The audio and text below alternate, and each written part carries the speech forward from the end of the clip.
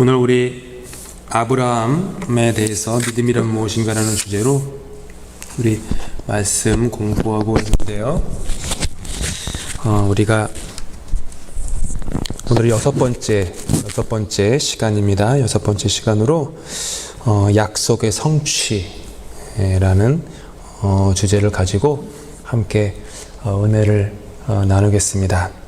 제가 준비한 성경 공부는 딱 이렇게 프레임이 있어요. 근데 제가 성도님들께 참석하신 분들께 또 영상을 보시는 분들께 좀 권면해 드리고 싶은 것은 이 말씀들을 이렇게 좀 듣고 이렇게 곱씹고 그 다음에 그 말씀을 통해서 그 본인들의 지나온 삶 그리고 마음들을 이렇게 성찰해 보시고 그 다음에 말씀이 성경에서 말씀하지 않습니까? 말씀이 육신이 되매라는 말이 있어요. 이게 굉장히 중요한 말씀이거든요. 말씀이 육신이 되었다. 마찬가지로 말씀이 우리 삶에 그 육화가 돼야 됩니다. 안 그러면 그냥 신앙생활이 개념만 돼요. 개념뿐인 신앙생활은 우리 삶에 어떤 영향력도 끼치지 못합니다. 그냥 생각, 개념 이 정도 갖고는 안 되고요. 말씀이 육화가 돼야 돼요. 이 말씀이 내 삶의 행함이 되고 결정이 되고 내 손이 되고 내 발이 되고 나의 시선이 돼야 돼요. 그래서 그런 기도를 하시면서 말씀을 들으시면 좋겠어요. 그래서 전하는 이나 듣는 이나 모두가 다 이 아브라함이라고 하는 인물을 통한 말씀이 그저 개념으로 머물지 않고 우리 육화가 되어서 그 아브라함처럼 그 삶을 살아낼 수 있는 그 믿음의 삶을 살아나가는 그런 여정이 되실 수 있기를 축복합니다. 오늘은 약속의 성취로 본문 두 군데 본문으로 함께 말씀을 볼 텐데요. 먼저 처음 말씀은 창세기 21장 1절부터 7절까지입니다. 창세기 21장 1절부터 7절 말씀 화면 보시면서 저와 함께 교독하도록 하시겠습니다. 제가 먼저 1절 읽겠습니다. 여호와께서 말씀하신 대로 사라를 돌보셨고 여호와께서 말씀하신 대로 사라에게 행하셨으므로 사라가 임신하고 하나님이 말씀하신 시기가 되어 노년의 아브라함에게 아들을 낳으니 아브라함이 그에게 태어난 아들 곧 사라가 자기에게 낳은 아들을 이름하여 이삭이라 하였고 그 아들 이삭이 난 지 8일 만에 그가 하나님이 명령하신 대로 할례를 행하였더라. 아브라함이 그의 아들 이삭이 그에게 태어날 때에 100세라. 사라가 이르되 하나님이 나를 웃게 하시니 듣는 자가 다 나와 함께 웃으리로다. 함께 읽겠습니다. 또 이르되 사라가 자식들을 젖먹이겠다고 누가 아브라함에게 말하였으리오마는 아브라함의 노경에 내가 아들을 낳았도다 하니라. 아멘. 드디어 하나님의 아브라함을 향한 하나님의 약속이 성취가 되었습니다. 아브라함과 사라가 임신을 하고 아들을 낳은 거예요. 99세 때 그리고 사라는 89세 때 임신을 해서 아브라함이 100세 때 사라가 90세가 되었을 때 첫 자녀 아들을 낳습니다. 우리가 믿는 하나님은 능치 못하심이 없는 하나님이십니다. 믿으십니까? 몇 주 전에 묵상한 대로 능함이 없는 우리 인생이지만 하나님께서는 능함이 없는 인생 가운데 능치 못함이 없으신 하나님의 역사를 이루어내십니다. 그것이 가장 잘 드러난 예가 아브라함과 사라의 삶이었습니다. 하나님께서 능함이 없는 인생, 아브라함이 100세, 사라가 90세, 능함이 없잖아요. 100세가 되었는데 이미 90세가 되었는데 그러니까 이게 그냥 나이이지만 우리 인생으로 대입해서 보면은 여러분에게 100세는 뭔가요? 여러분에게 90세는 뭔가요? 사람마다 그게 있어요. 젊은이들도요, 뭐 젊다고 해가지고 능치 못함이 없는 게 아니죠. 그들의 인생 속에 100세와도 같은 아브라함의 현실에 부딪힐 때가 있어요. 그들의 인생 속에 90세, 게다가 생리가 끊어진 90세, 그런 거와 같은 인생의 현실에 부딪힐 때가 있어요. 해도 안 되고,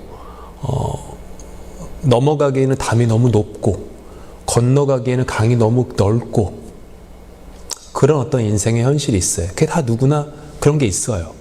인생 속에 그런 걸 경험하죠. 그게 아브라함이 100세, 사라의 90세와 같은 인생의 현실이죠. 능함이 없는 우리 인생의 현실.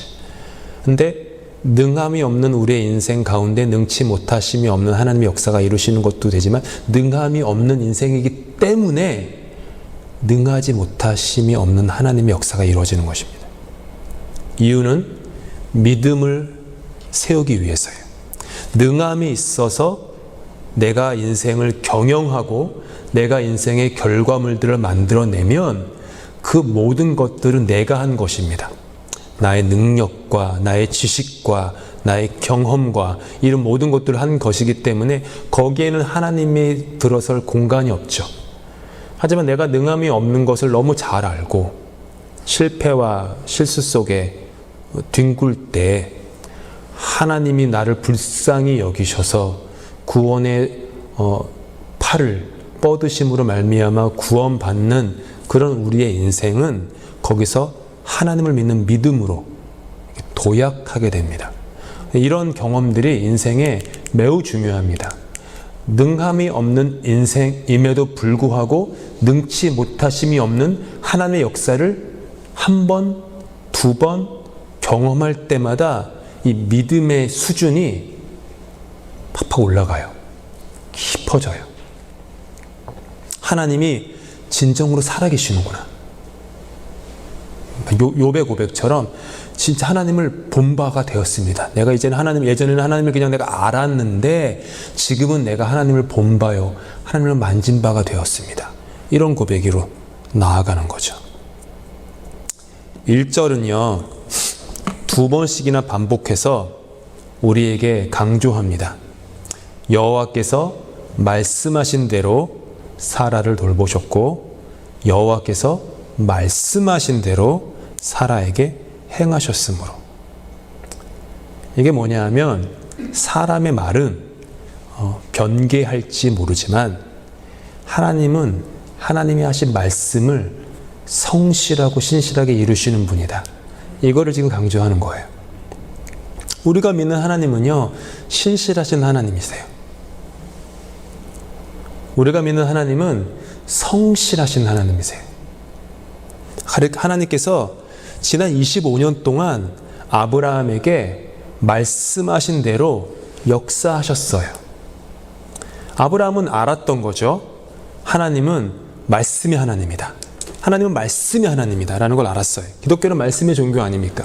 말씀이에요. 말씀이 없이는 아무것도 아닌 거예요.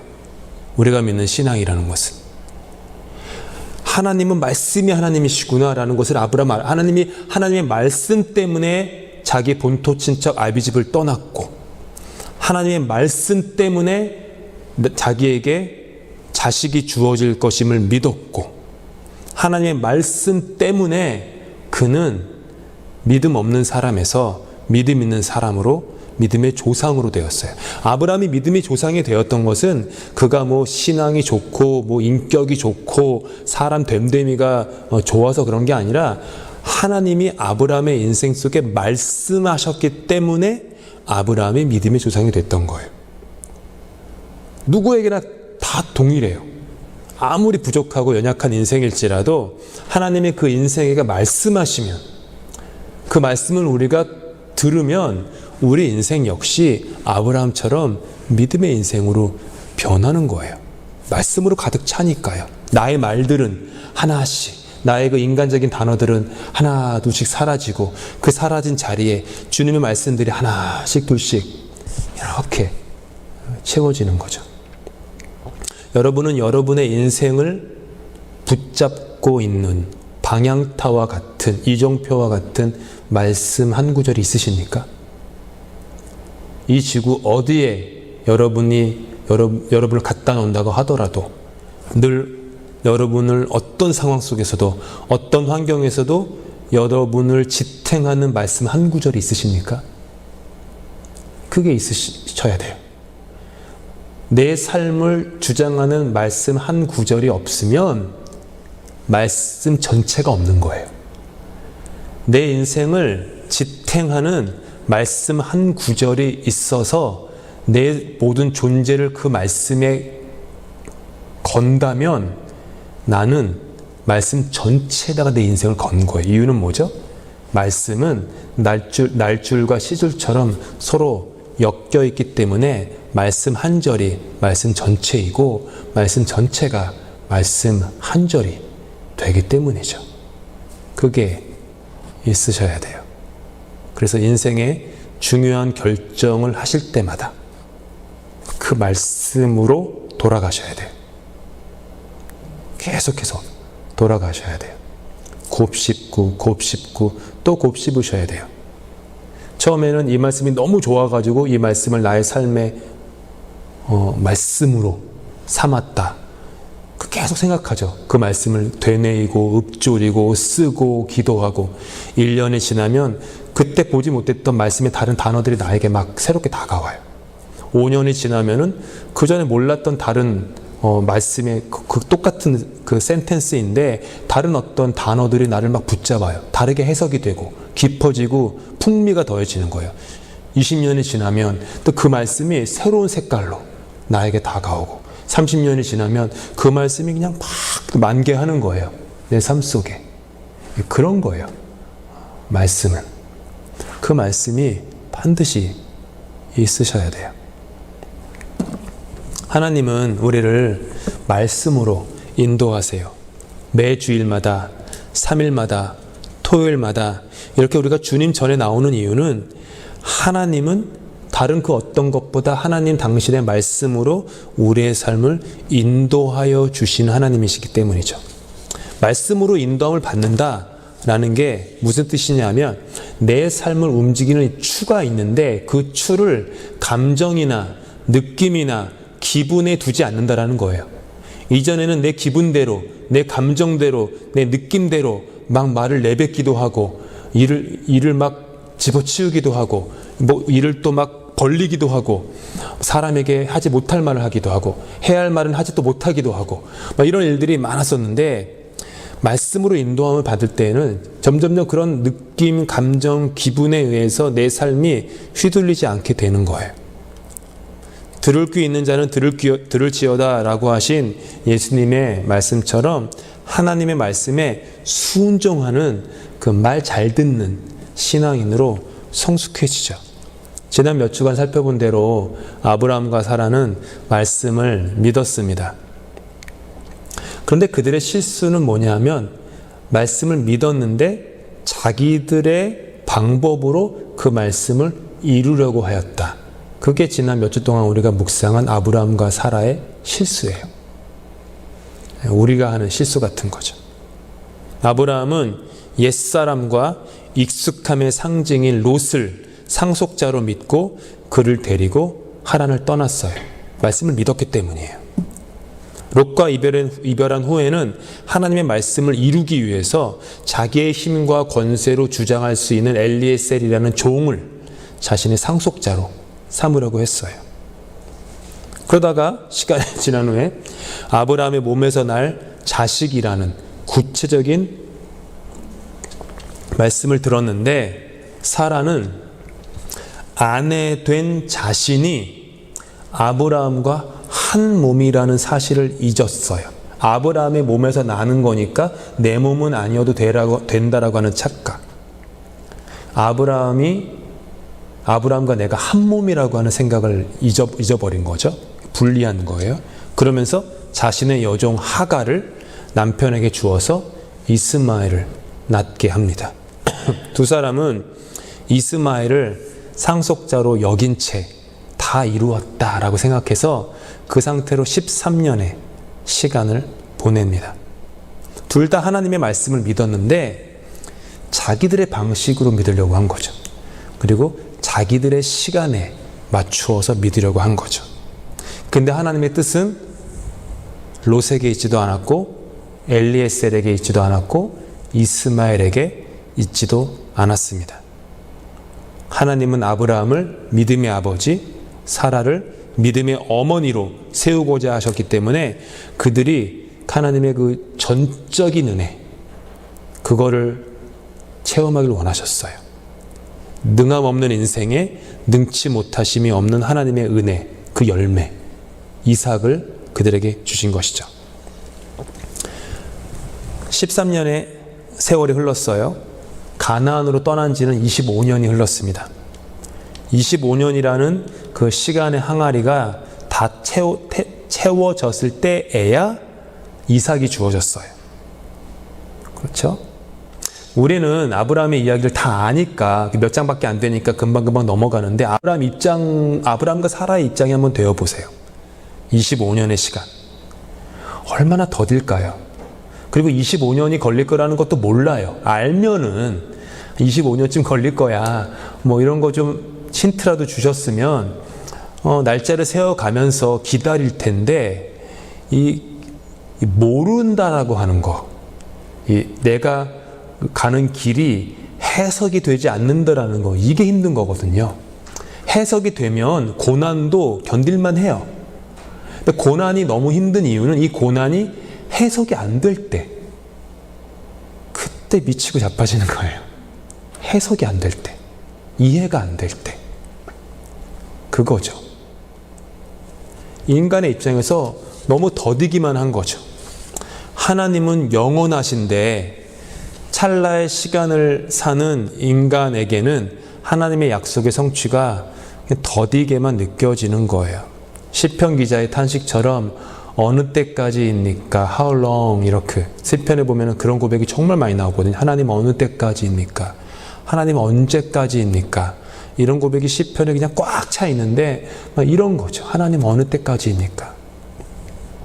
그래서 믿음에는 반드시 그 인내가 요구가 됩니다. 우리의 시간에 내가 생각해 놓은 시간표에 모든 일이 이루어진다면 인내가 필요치가 않아요. 롯도, 엘리에셀도, 그리고 이스마엘 정도를 그 정도면 약속의 성취지라고 여긴다면 인내가 아브라함에게, 사라에게 요구될 이유가 없죠. 하나님이 아브라함과 사라에게 주시고자 하는 존재는 이삭이기 때문에 인내가 필요한 거예요. 롯과 이스마엘이나 엘리에셀이면은 인내가 필요 없지만 이삭이기 때문에 99%가 아니라 100% 전적인 하나님의 은혜를 아브라함과 사라에게 주시고자 하셨기 때문에 아브라함과 사라에게는 인내가 필요합니다. 그래서 2절에서 하나님이 말씀하신 시기가 되었다라고 얘기하잖아요. 하나님이 말씀하신 그 때가 되어서 이삭을 낳게 되었다. 하나님의 시기가 인간의 시기보다 더 좋은 거예요. 하나님의 시기에만 전적인 은혜인 이삭이 그 열매 맺기 때문이죠. 우리는 하루속히 그 무언가를 약속의 성취, 나에게 주어진 약속이 성취되기를 원합니다.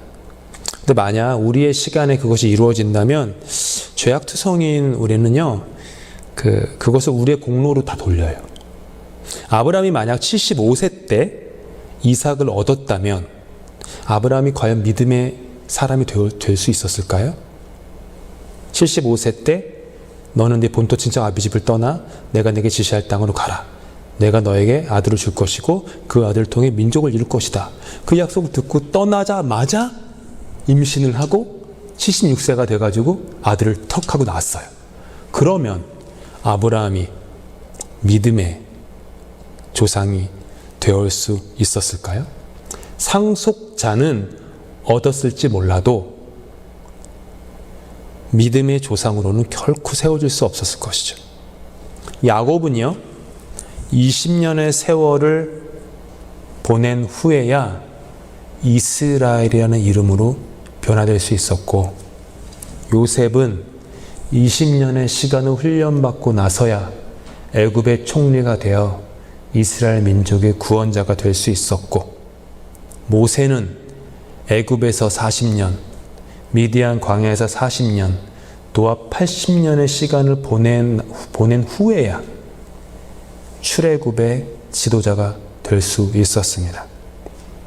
다윗은 왕이 될 것이라는 기름 부음을 받은 후에도 32년이 지나서야 왕이 되었고, 바울은 다메섹에서 예수님을 만나 거듭난 후에 아라비아 3년, 고향 다소에서의 칩거 10년, 또한 13년의 시간을 보내고 나서야 그는 우리가 아는 사도 바울이 될 수가 있었습니다. 하나님은요, 무르익지 않은 열매를 원치 않으세요. 세월의 풍파를 보낸 후에 성숙하게 무르익은 열매가 귀한 법입니다. 그래서 하나님은 하나님이 말씀하신 시기에 그 일을 이루세요. 그것이 옳기 때문이고 그것이 좋기 때문이에요. 만약 여러분 마음속에 하나님 언제까지입니까? 라고 하는 그런 안타까운 기다림의 기도가 있으시다면 어려우실 거예요. 하지만 하나님께서 여러분에게 믿음을 주시면 좋겠어요. 그래서 나의 때가 아니라 하나님의 때에 이루어질 거야. 우리가 지난 주일에 마지막 부르던 찬양처럼 하나님의 때에 하나님이 아름답게 만들어 주실 거야 라고 하는 그런 믿음의 연단의 시간을 잘 보내셔서 성숙해지시는 그런 믿음의 여정 걸으시면 좋겠습니다. 두 사람은 아들의 이름을 이삭이라고 지어요. 이삭의 뜻은 이중적인 의미가 있습니다. 비웃음이라는 뜻이 되기도 하고요, 웃음이라는 뜻이 되기도 해요. 6절에서 사라가 말합니다. 함께 읽겠습니다. 시작. 하나님이 나를 웃게 하시니 듣는 자가 다 나와 함께 웃으리로다. 사실 지난주에 묵상한 대로 사라는요, 하나님께서 아브라함에게 내년 이맘때에 사라를 통해 아들을 낳게 될 것이다 라고 약속하셨어요. 하나님과 두 천사가 가셔서 그걸 장막 뒤에서 엿듣고 있다가 사라는 피식하고 비웃었어요. 예. 그러니까 이제 하나님이 사라가 왜 웃냐? 그러니까 사라가 이제 기겁해가지고 웃지 않았는데요, 막 손살을 치니까 아니야 너 웃었어, 이렇게 이제 그 대화가 오고 가죠. 사라는 비웃었어요. 기뻐서 웃은 게 아니에요.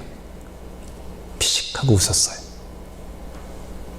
내가 나이 89세인데 하고 웃은 거예요. 말이 되는 소리를 하셔야지. 하나님이 안 돼. 비록 그녀는 하나님의 말씀을 듣고 비웃었지만 1년 후에 하나님은 그녀의 비웃음을 웃음으로 바꿔주셨어요. 지난 25년 동안 수많은 사람들로부터 받았던 비웃음들을 하나님은 웃음으로 바꿔주신 것이죠. 하나님께서 당신의 약속을 주신 사람들의 삶이 이처럼 역전의 삶이 되게 하세요. 2주 전에 묵상한 마리아의 찬가가 바로 그 역전하시는, 믿는 자에게 역전시키시는 하나님이 잘 드러나죠. 그는 그 팔로 권능을 행하시고 마음이 교만한 사람들을 흩으셨으니 제왕들을 왕좌에서 끌어내리시고 비천한 사람을 높이셨습니다. 줄인 사람들을 좋은 곳으로 배부르게 하시고 부한 사람들을 빈손으로 떠나 보내셨습니다. 세례 요한도 이사야서 40장을 인용해 가지고요, 그 역전시키신 하나님을 이렇게 외쳐 노래해요. 광야에서 외치는 이의 소리가 있다. 너희는 주님의 길을 예비하고 그 길을 곧게 하여라. 모든 골짜기는 메우고 모든 산과 언덕은 평평하게 하고 굽은 것은 곧게 하고 험한 길은 평탄하게 해야 할 것이니 모든 사람이 하나님의 구원을 보게 될 것이다. 이게 하나님이세요. 여러분 믿으십니까? 하나님은 여러분으로 하여금 웃게 하시는 하나님이세요. 하나님이 여러분을 웃게 하세요. 비록 지금 여러분의 삶에 웃음이 없으시다면 혹시라도 그러니까 깊은 곳에서 올라오는 웃음이 없으시다면 하나님은 여러분에게 웃음을 회복시켜 주실 거예요. 이 교회도 웃게 하실 거예요. 웃음으로 가득하게. 어린이에서부터 노년에 이르기까지 1세와 2세와 3세와 4세가 한국어 예배나 영어나 아시아인이나 흑인들이 이 교회를 다니면 좋겠는데 제가 잘 섬길 수 있는데 백인들이나 한 명 계시지만 더 많아지면 참 좋겠는데 상관없이 하나님은 그들 삶에 웃음을 회복시키실 거예요. 이 교회가 막 그냥 모일 때마다 막 웃는 거. 하하호호 웃는 그런 교회. 무덤이 아름다운 꽃으로 만발한 정원이, 가든이 되게 하시는 분이 하나님이시고요. 메마른 뼈가 군대가 되게 하시는 분도 하나님이에요. 사막에 길을 내시는 분도 하나님이죠. 아브라함과 사라가 웃음이 회복되었어요. 애굽에서 그 아브라함이 거짓말을 하지 않습니까? 이 여자는 내 누이입니다. 그래가지고 뭐 우여곡절이 많았지만 어쨌든 전화위복으로 엄청난 재산을 갖고 애굽을 나와요. 그랄에서도 아브라함이 또 이제 또 똑같은 실수를 범한 다음에 이 재산이 또 증식돼요. 그리고 또 나름 열심히 살아서 그러는지 이렇게 막 그 가솔도 많아지고 막 그 아마 식솔들이 한 1000명 정도 되었는데 부자가 됐어요. 거부가 됐어요. 근데 성경은 그렇게 재산이 많아진 아브라함과 사라의 인생 속에 그들에게 웃음이 있었다라는 말을 단 한마디도 하지 않아요. 성경은. 우리는 그렇잖아요. 재산이 많고 부자가 되니까 그 삶에 그냥 웃음꽃이 피었어 막 이렇게 얘기하는 게 우리인데 성경은 그렇게 얘기 안 해요.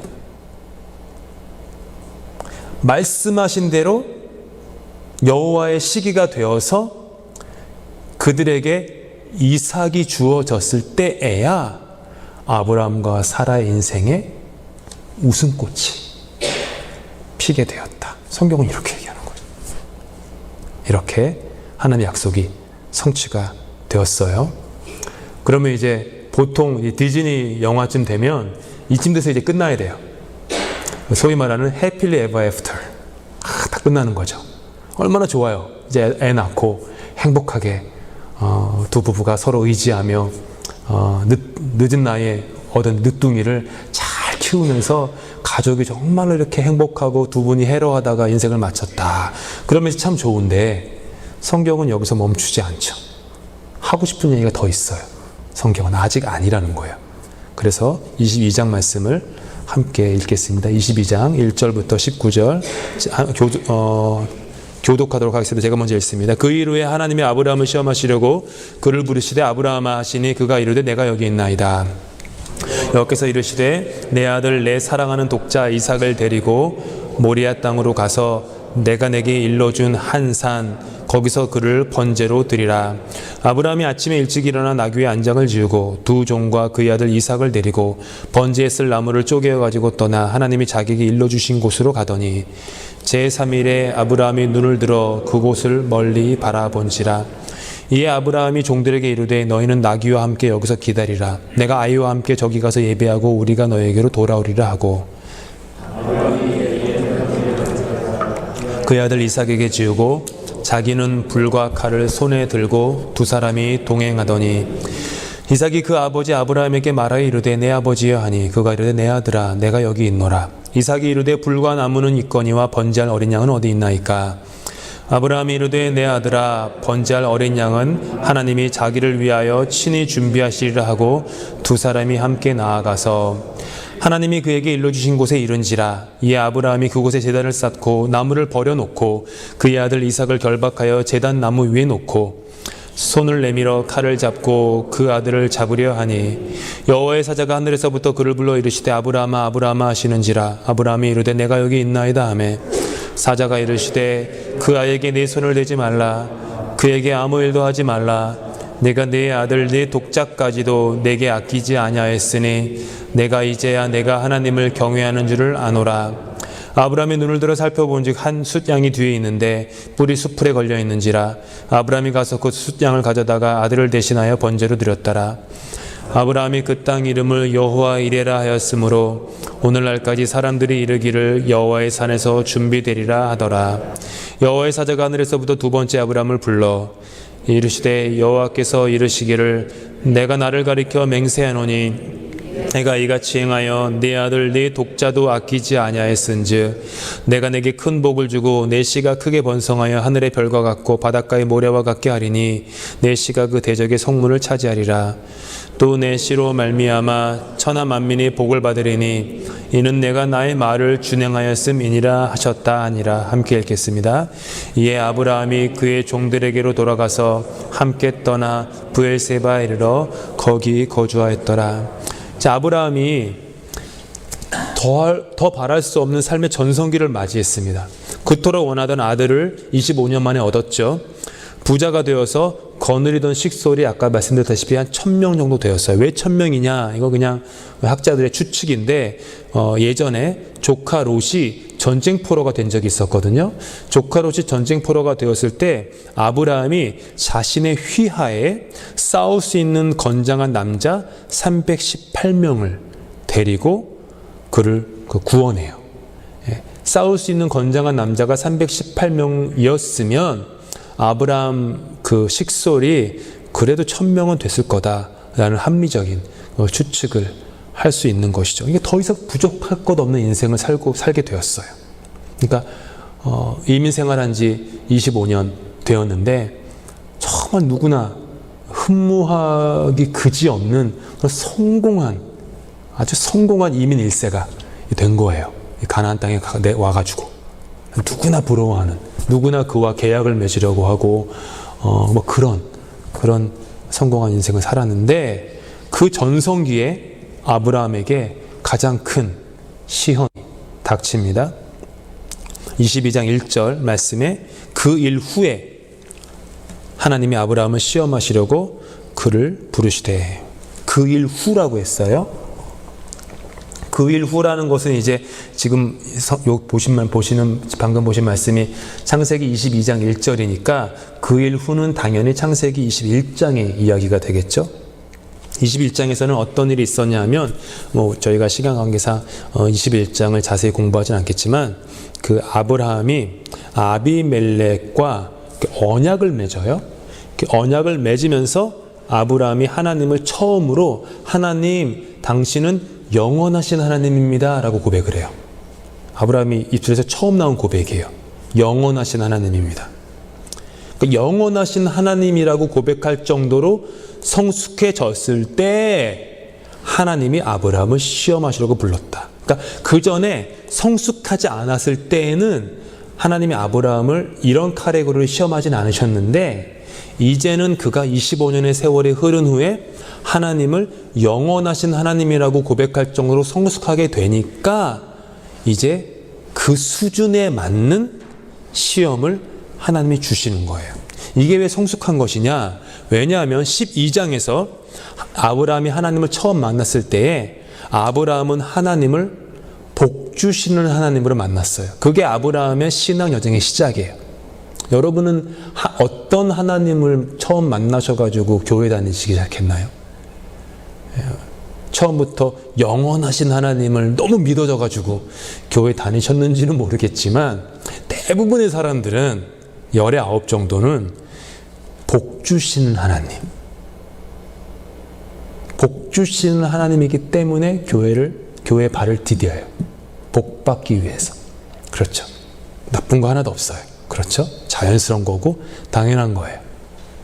성경에도 하나님은 자기를 찾는 이들에게 상 주시는 분이라고 했으니까 그러니까 하나님 복 주시는 하나님이에요. 그러니까 복 받기 위해서 그 복이 천국이건 자녀들의 성공이건 뭐 애들의 뭐 잘된 결혼이건 건강이건 뭐가 됐든 간에 복 주시는 하나님을 믿고 발을 디디는 거죠.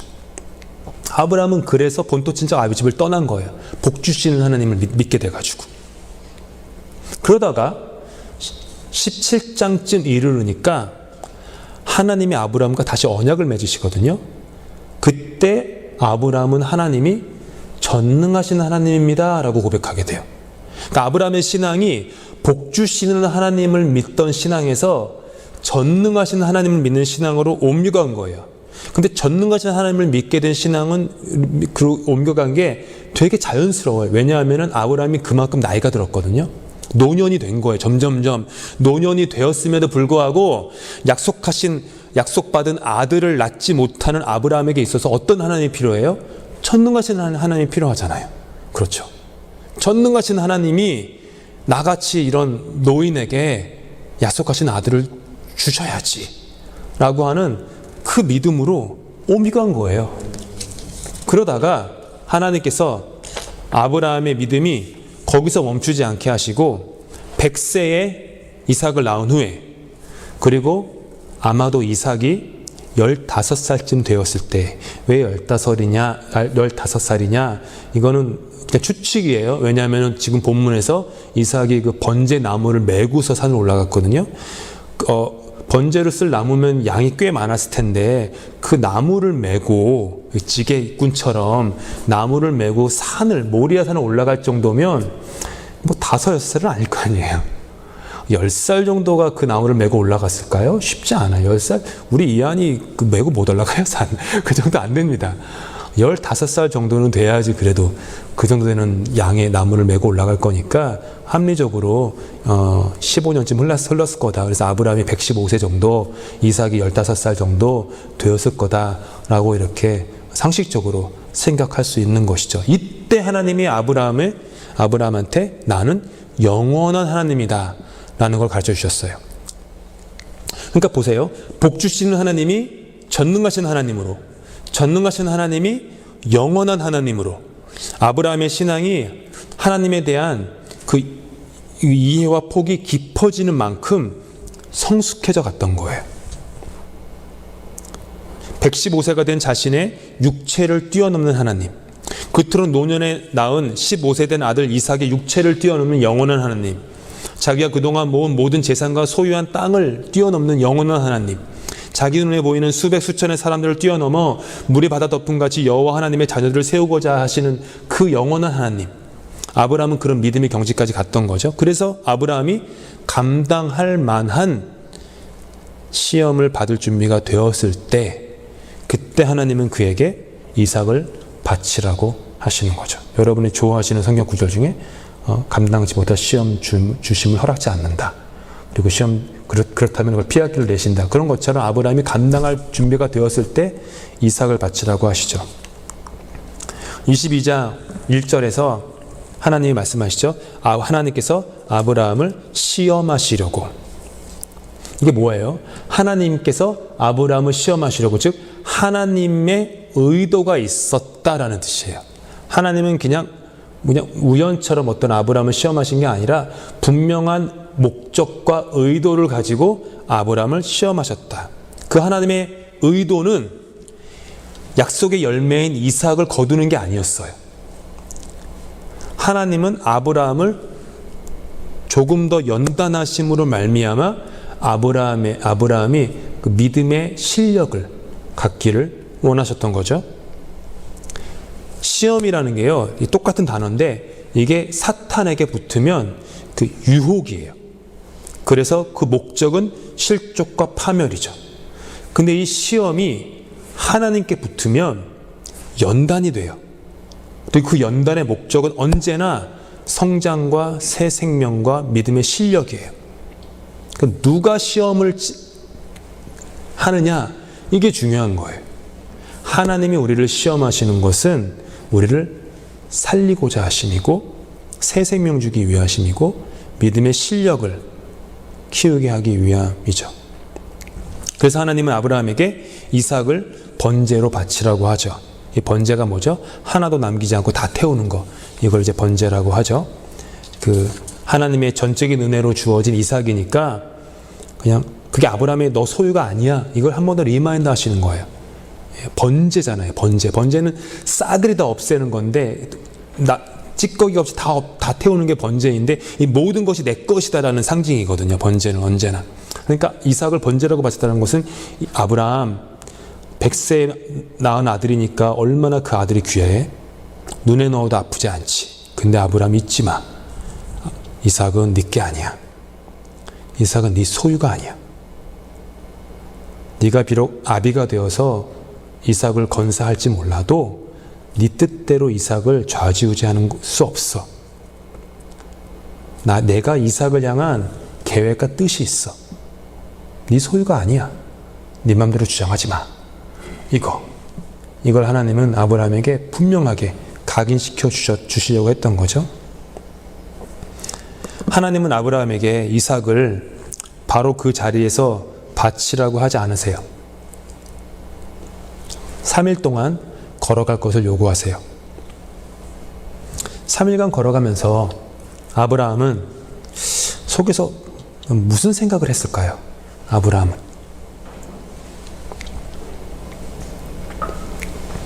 아들을 도망가게 하고 모든 벌을 내가 받을까? 그냥 내가 그냥 번제물로 그냥 내가 대신 죽을까? 아버지로서 이런 생각 한 번을 할 수 있죠. 그러다가 왜 이토록 말이 안 되는 명령을 내리실까? 이런 생각을 할 수도 있고, 주실 때는 언제고 왜 또 취하신다고 하시나? 이런 생각을 할 수도 있고, 지금껏 나에게 주신 약속은 뭐지? 라는 생각을 할 수도 있죠. 셀 수 없는 질문들이 그 내면에서 올라왔어요. 그렇게 3일 동안 모리아 산을 향해 걸어가면서 아브라함은 묵상과 성찰의 시간을 보내죠. 그러면서 그는 그 3일 동안 조금씩 이 깨달음의 문이 열리는 것을 경험하게 돼요. 아들 이삭에게로 그동안 빼앗겼던 집착과도 같은 자신의 시선이 조금씩 하나님께로 돌아오게 되는 것을 느끼게 돼요. 그 선물에게로 빼앗겼던 시선이 선물을 주시는 분께로 옮겨지게 되었다라는 거예요.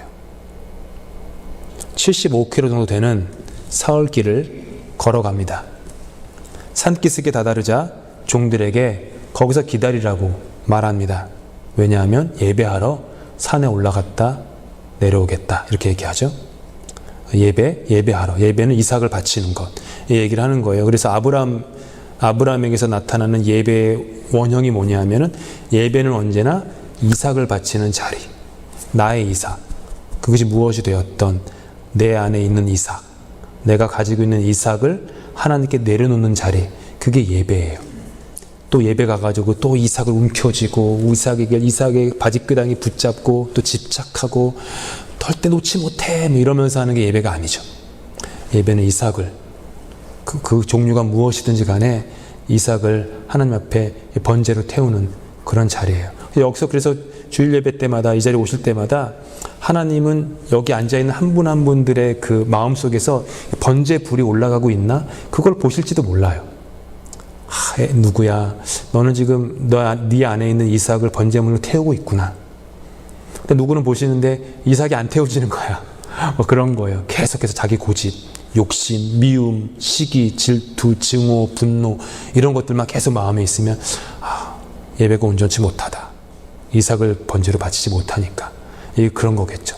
그래서 예배 드리는 한 분 한 분의 영적인 눈으로 볼 때 그 번제불이 이렇게 수십 개, 이렇게 수백 개 있는 그런 게 하나님께 드리는 온전한 예배가 되겠죠.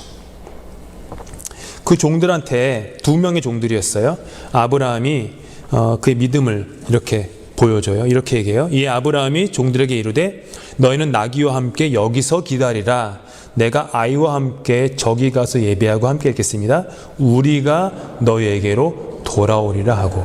잘 보세요. 아브라함은요, 모리아 산에 올라가서 예배를 드린 다음에 그 예배는 뭐죠? 이삭을 번제로 바치는 거였어요. 그랬으면은 혼자 내려와야 되잖아요. 근데 아브라함 여기서 종들한테 뭐라고 얘기해요? 우리가 너희에게로 돌아오리라. 그러니까 아브라함은요, 믿었던 거예요. 비록 하나님이 나에게 이삭을 번제로 바치라고 했지만 어떤 식으로든 능하지 못하심이 없는 하나님께서 나 혼자 내려오게 하진 않으실 거야. 이삭과 함께 우리가 내려오게 해주실 거야. 이걸 아브라함은 믿었던 거예요. 그래서 히브리서 성경 기자는 11장 19절에 이렇게 얘기해요. 그가, 아브라함이죠. 그가 하나님이 능히 이삭을 죽은 자 가운데서 다시 살리실 줄로 생각한지라. 그러니까 히브리서 기자의 관점은 아브라함이 믿었던 믿음이 뭐냐면 혹시라도 이삭이 번제물로 바쳐져 죽는다고 할지라도 하나님은 그 이삭을 다시 살리셔서 그 이삭과 함께 나로 하여금 모리아산을 내려오게 하실 거야 라는 그 부활의 믿음이 그 안에 있었다 라는 거죠. 히브리서 기자가 얘기하는 거죠. 아브라함은 하나님이 자기에게 주신 약속을 이렇게 깊이 만나게 된 거예요. 그러면서 자신의 아들을 통해 그의 자손이 바닷가의 모래알, 하늘의 별처럼 많게 해주실 것이고 민족을 이루실 것이라는 그 약속을 더욱 철저히 믿게 되었죠. 하나님이 약속을 지키시는 분임을 믿게 된 거예요. 그래서 그는 또한 믿었던 거죠. 이삭을 번제로 바친다고 하여도 하나님이 이삭을 다시 살리실 정도로 하나님은 신실하시고 성실하신 분이다. 그래서 아브라함은 우리가 돌아오리라. 하나님은 그렇게 아브라함에게 모리아산으로 올라가라고 하셨어요. 여러분에게 이삭은 무엇입니까? 여러분에게 이삭은 누구입니까? 붙잡고 있는, 집착하고 있는 그것은 무엇입니까? 자녀입니까? 자존심입니까? 무엇입니까? 한번 예배 마친 후에 앞으로 나에게 이삭이 누구지? 나에게 이삭이 무엇이지? 한번 생각해 보세요. 귀한 것일수록 이삭일 가능성이 큽니다. 하찮은 것은 이삭이 아니잖아요. 그 이삭.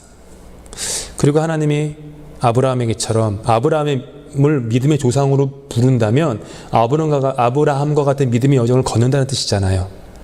그러니까 아브라함에게 이삭이 있었던 것처럼 우리에게도 이삭이 있는 것이고 아브라함이 모리아산에 올라갔던 것처럼 우리에게도 모리아산이 있는 거예요. 우리에게 모리아산은 어디일까요?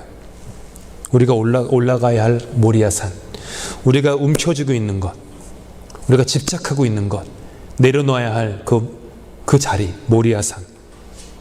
가볍게 순례의 길을 다시 떠나야 되는 그 모리아산.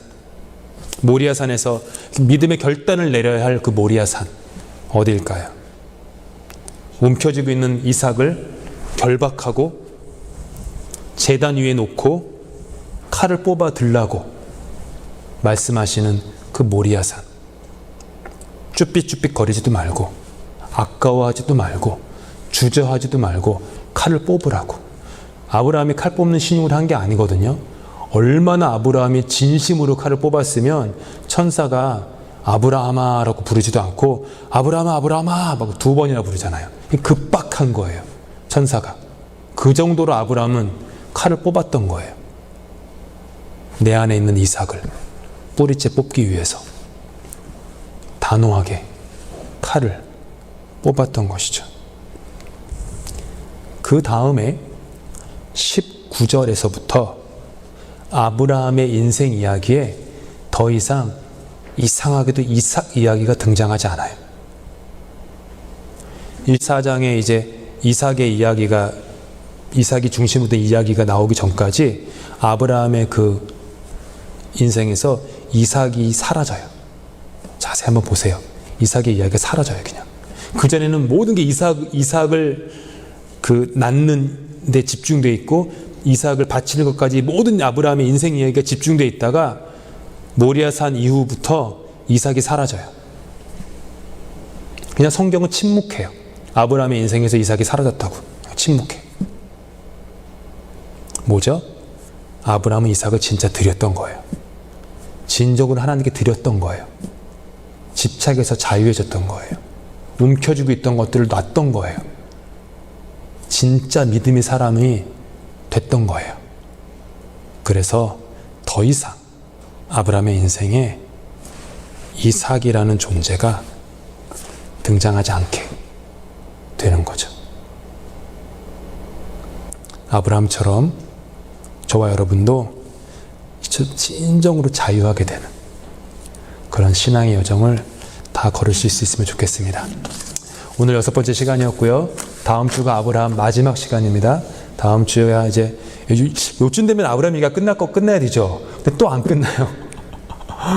또 안 끝나. 아브라함의 인생이 마무리가 안 돼요. 아브라함의 인생에 진정한 마무리가 있는데 아브라함 인생의 진정한 마무리는 죽음으로 마무리돼요. 근데 그 죽음은 아브라함의 죽음이라기보다는 아브라함의 아내 사라의 죽음과 사라의 죽음 이후에 아브라함이 사라의 장례식을 어떻게 치르느냐, 그것 가지고 아브라함의 인생의 이야기가 마무리가 돼요.